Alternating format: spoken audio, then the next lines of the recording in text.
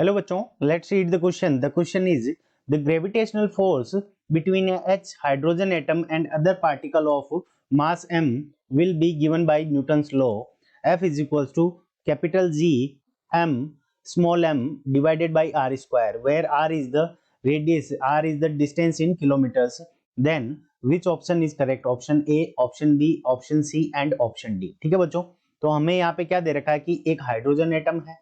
ठीक है, तो ये एक हाइड्रोजन एटम हो गया और एक दूसरा हमारा कोई भी ठीक है पार्टिकल है. ठीक है, इसका मास हमें कितना दे रखा है? हाइड्रोजन एटम का कैपिटल एम है और स्मॉल एम ये दूसरे का है. ठीक है बच्चों, तो देखो यहाँ पे हमें दे रखा है, तो एम जो कैपिटल एम है वो हाइड्रोजन के एटम का मास होगा.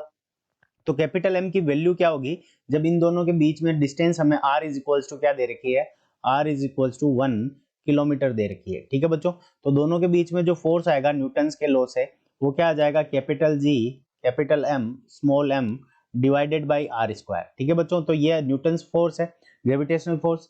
अब देखो क्या होगा कि यहाँ पे कैपिटल एम जो हाइड्रोजन का मास है हमारा, ठीक है, तो हाइड्रोजन का मास होगा जो कैपिटल एम, उसको हम क्या कहेंगे कि हाइड्रोजन के अंदर एक क्या होगा? प्रोटॉन होगा.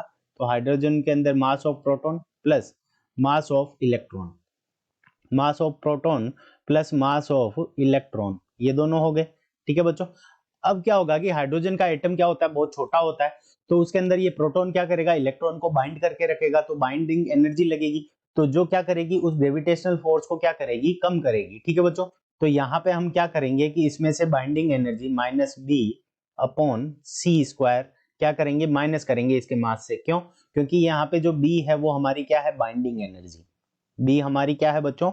बाइंडिंग एनर्जी, जो क्या करेगी कि एटम जो इलेक्ट्रॉन है उसको अपनी तरफ खींचने की कोशिश करेगी, तो बाइंडिंग एनर्जी.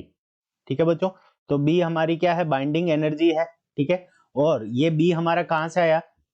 अब हम जानते हैं आइंस्टाइन की इक्वेशन क्या होती है? E is equals to m c square.